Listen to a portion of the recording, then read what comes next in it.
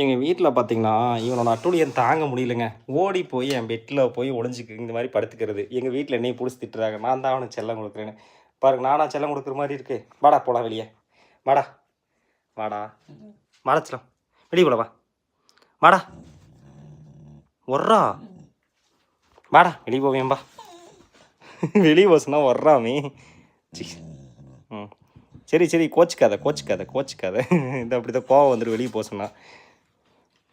ஆனா இவனையும் கோவப்படுத்த வைக்கிறதுக்கு இங்கே ஒரு ஆளை வச்சுருக்கேன். இந்த 2 பேரில் இவன் தான். இப்போ பாருங்க. பார்க்குறானா? வந்துட்டானா?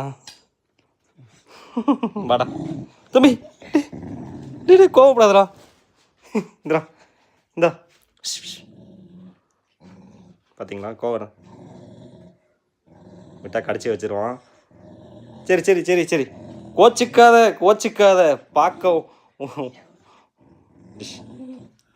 இப்படிதான் கோவப்படுத்தி விளையாடுவேன்.